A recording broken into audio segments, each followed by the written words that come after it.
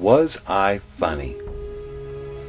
Poison ivy, poison ivy, sang the coasters from the loud, large speaker hanging on the wall of Cottage 12 located at the Florida School for Boys Reformatory in Marianna, Florida. The Duval County Juvenile Court had sent my 13-year-old rear end to the reform school for running away from the orphanage. I just could not imagine that my young life could possibly get any worse than it had been for the last 10 years. I found it unbelievable that anyone on the face of this earth could possibly beat or mistreat children as badly as did the Children's Home Society Orphanage in Jacksonville, Florida. But boy, was I wrong on that call. The next morning we lined up two abreast and marched from our dormitory to the dining hall, which was about a half a mile away. I just could not get the words to that song out of my mind. Surprising myself, I began to sing once again, "Poison ivy, poison ivy." It amazed me that I sounded exactly like the singers on the radio. That made everyone in line laugh, especially Mr. Sealander, our house parent, who was walking at the end of the long line. God, it felt so good inside to make everyone laugh. We weren't allowed to laugh at the orphanage, and I had never done anything like that before. There's just something special about the laughing thing. It sort of makes you feel accepted, that everyone really, really likes you a lot. I continued to imitate that singing voice on and off for several weeks, which constantly made everyone who heard it laugh. Several days later, I was called to Mr. Sealander's study, and he told me to immediately report to Mr. Curry's office. Mr. Curry was the head psychologist at the reform school. He never did like me very much for some reason. I entered the main offices, and I sat down on one of the wooden chairs outside Mr. Curry's office. He opened his office door and he snapped, "Kiser, get in here." "Yes, sir, Mr. Curry, sir." I got up and walked as fast as I could into his office. I sat down on a chair, which he had placed directly in front of his large wooden desk. As I sat down, he growled and then spun his chair around to face me. He pushed his thick, black-rimmed glasses to the end of his nose, and he just sat there staring at me. He said not a word for almost a minute. Then all at once he snarled through closed teeth, "What's this damn poison ivy crap you've been singing around the grounds?" I swallowed and said, "Just a song that I heard on the radio, Mr. Curry, sir." "And the purpose in that crap?" he said as he pointed his pencil at me. It makes all the people laugh real hard and they like me." I shrugged a bit, feeling a little bit intimidated. "No more of that crap. Do you hear me, young man?"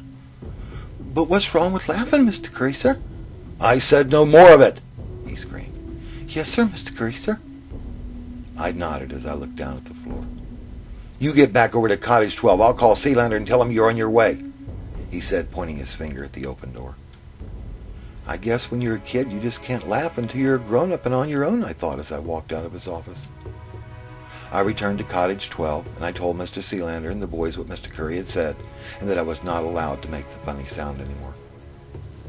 After eating supper, our group marched to the football field to attend the football championships. Our cottage was in the final playoffs against Washington Cottage. We had never made it to the playoffs before, so we were very excited about possibly winning. At halftime, we were down by 2 touchdowns, but by the fourth quarter, we had made up much of the difference. Now Washington Cottage was just 2 points ahead of us. There were only about 2 minutes left in the game, and the ball was within a foot of their goal line for making another touchdown. I came off the end position, and I positioned myself over the boy who played center. When the ball was snapped, I jumped over him with both hands. I slammed down as hard as I could toward the football, knocking it loose from their quarterback's grips. In all the confusion, I just stood there wondering where the ball had landed. Boys were piling up all around me. "Run, run, run!" yelled several boys. I looked down and saw the football was in my arms, lying against my stomach. Confused, I took off and ran down the field. I ran as hard and as fast as I could, trying to make it to the goal post. Hundreds upon hundreds of boys were now screaming and yelling at the top of their voices as I made my end of the way to the field and made the touchdown. I will never forget the look of pride on Mr. Sealander's face as he patted me on the back for the touchdown that allowed us to win the championship game. Even the men calling the game over the intercom were yelling in excitement about what had happened. "Do the funny thing!" yelled out one of my teammates. "Make that funny sound," hollered another.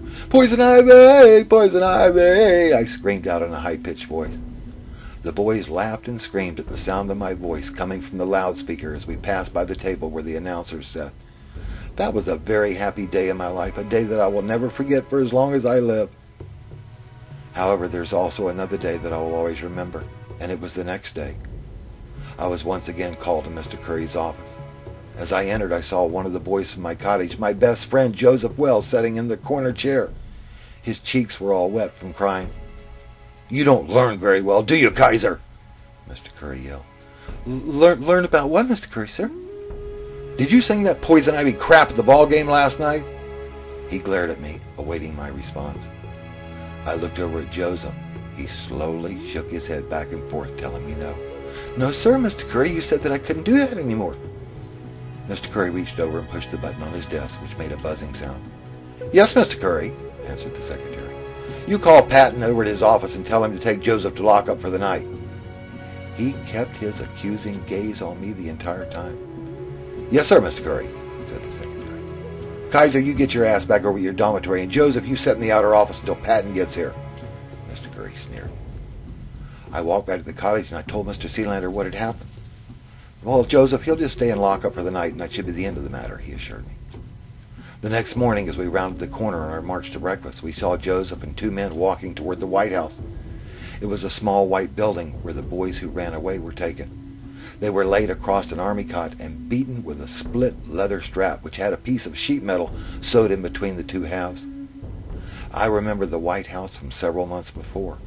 I was beaten so badly that I had to be taken to the hospital, and pieces of my underwear were surgically removed from my buttocks. We stood and watched as they unlocked the door and entered the building. Then they closed the door behind them. None of us heard a sound as we sat in the dining hall eating our breakfast. 15 minutes after breakfast, we stood outside and watched as the White House door opened. The two men stepped out, pulling Joseph by his arms. He was backwards and his heels drug across the ground. They continued until they reached the dining hall. When they saw me, they stopped and dropped Joseph on the ground at my feet. "Here's your damn poison ivy, buddy," one of them said as he pushed the almost unconscious boy with his foot. I stood there and looked at Joseph, who was unable to move or speak. As they walked away, I looked down into his face. "Joe, are you all right?" I asked him. His eyes slowly opened, and they were kind of rolled back in his head. He looked up at me, and with blood coming from his mouth, he said, "Roger Dean, can you kiss me?"